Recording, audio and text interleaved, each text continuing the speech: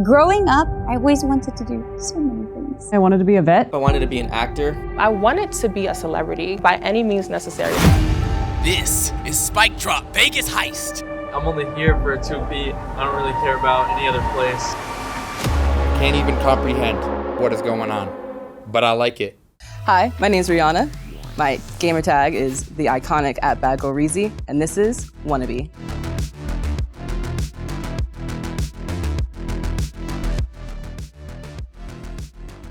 I am in Vegas for the 1000 Dreams Fund BroadcastHER Fellowship, thanks to Allied and HyperX as well, so really appreciative of that. But I'm here because they're helping me continue to help women in esports. Whether you're a player or producing, casting, observing, I'm hopefully gonna be able to help you get to where you wanna be. When I received my grant, it actually helped me a lot because I did take a leap of faith and tried to go full-time in esports, and there's a lot that you have to learn. And I was just maybe too early or, just a bad time, but it really helped me to clear my books, be able to help me actually get out here, help me pay for my flight.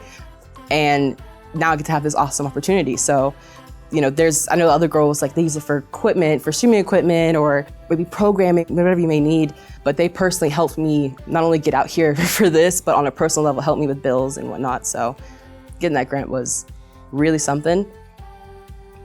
They also supplied us with HyperX stuff, which is awesome. I got a headset, keyboard, and the headset I actually gave away to one of my Apex players because when my package happened to come in, she just had one of her headphones go out inside. And I was like, I'm gonna send it to you. I was like, I have a perfectly great set of HyperX headphones already, so I'm gonna send it your way. And I sent it her way because she needs it, she deserves it, and it's another way to help a woman with the proper equipment that she needs, so. So growing up in Oklahoma was interesting. Obviously being a mixed kid, I was one of the few kids of color in my grade throughout the whole school growing up.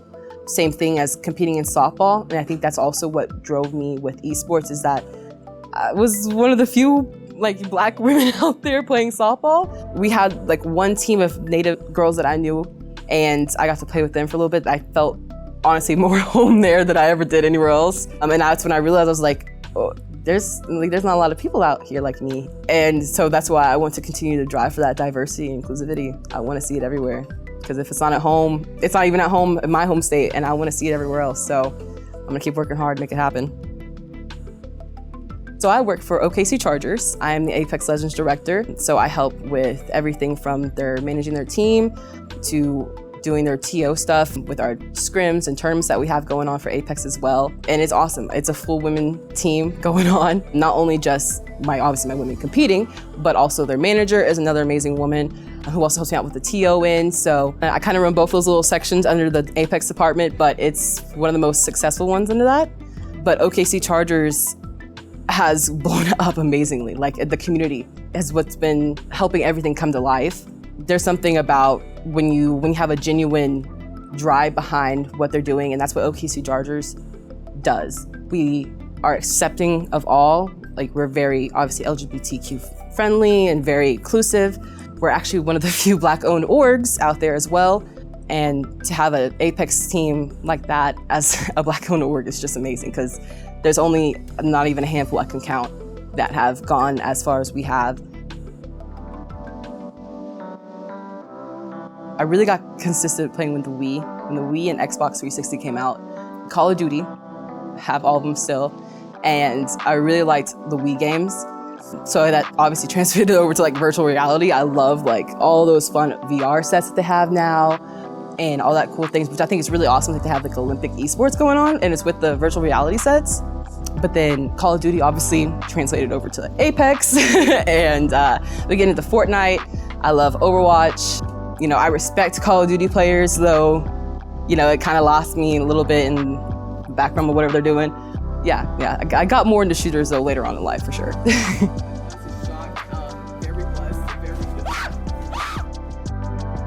So if I was to describe my content, I would say loud, goofy gamer likes to usually play Apex, usually some horror games, a couple other shooter games. Very loud, usually just, that's me. I like to make some funny, relaxing content. Like if you're coming into my stream, we're coming in to have fun, relax, because typically it's after I've done a hard day of esports stuff and I just want to come back and chill because, you know, sometimes as a director, you know, you're working so much behind the scene, but I like to still be in front. I very much like connecting with the community and I like doing content stuff. I like getting to do all this stuff, so I try my best to like to stream just so I can connect with my community. So.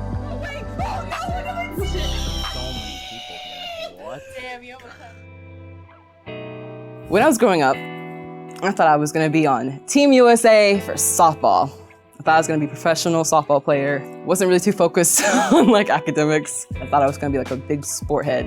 I guess I was somewhat talented at playing softball. I did actually have a few college offers, but I got hurt and kind of came down to I could keep playing at the level I was playing at and have to keep getting surgeries every 3 to 5 years to correct it, or I retire, save my body, and find something else in life. And at that point, I feel like I was kind of losing my passion, kind of found it as a good way to get out. And I kind of was like floating around after, didn't really know what I wanted to do after softball, because like I played softball for like 16 years of my life. So it was a really big part of it. But after that, I found esports. I went to college, like a small college. I was like, I don't really know what I want to do. So let me go to a small college, take my gen ed, look around. And I found like athletic training. I thought I really liked for a little bit, like the opportunity of being able to help others from getting hurt seriously if I can. Because as an athletic trainer, you kind of help prevent people from getting hurt in a way, and you help take care of small injuries. But then kind of found out that it was kind of a janky field. And during that time that I found out they kind of had, you know, did me dirty, I found esports. It was pandemic time. I was locked indoors. I saw a friend playing Apex and I was like, what's that?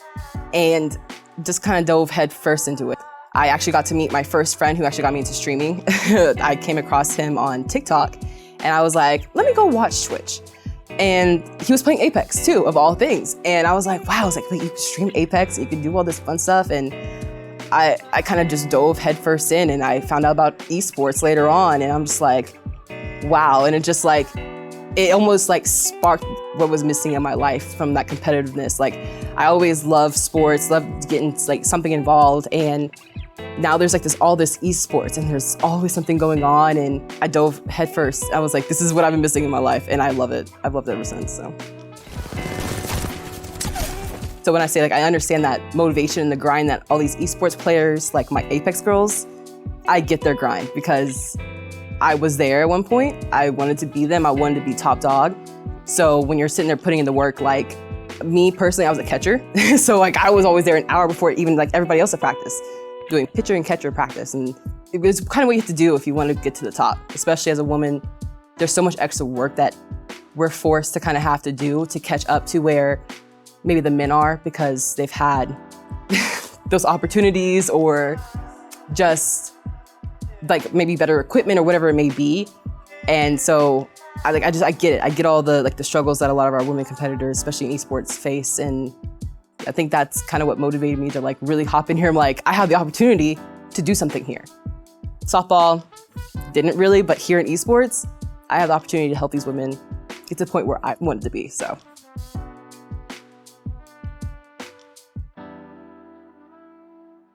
As a woman who likes to use her voice, I can be labeled as maybe aggressive or intimidating, maybe just a bit extra dramatic.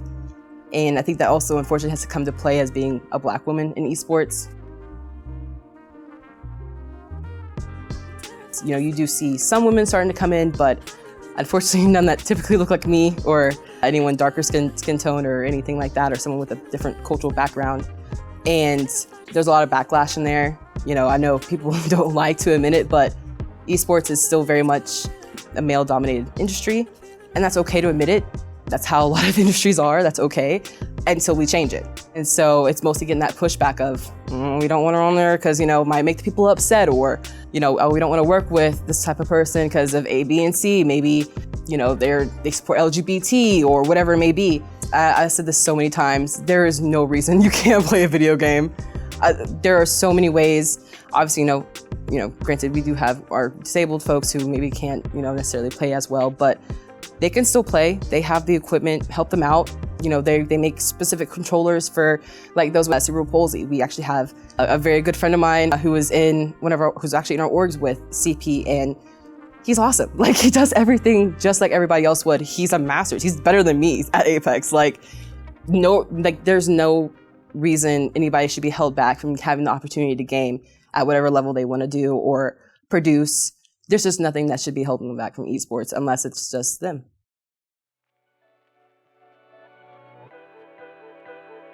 When it comes to family support and esports, I would say I'm lucky. It was definitely tough at first to get them to see that there is value here, get them to understand, to catch them up with what's going on. But this past 2 years have really shown them that there's an opportunity here, that esports isn't going anywhere, esports is growing, and I'm out here in Vegas getting to do this. So I think that shows esports is definitely not a field to joke at or point fingers and oh, that's a bunch of kids. No, we're doing it out here. So it's been pretty cool. They've been a lot more accepting, so. My goals for the next 5 years, first of all, would be to have esports as a sustainable full-time job, because I love this. I want to see my girls on the ALGS stage within the next 5 years. I want to have my girls on that stage. I will have a women's team. That was no ifs, ands, or buts. I have 5 years to make it happen, and I will. I want to continue to help bring more and more women into the scene, because y'all are awesome and make the scene of esports so much better. To younger Reezie, don't be afraid to be yourself, because people out there will like you, and they'll want to listen to what you have to say, and you will make a change that you want to see. So just keep being strong.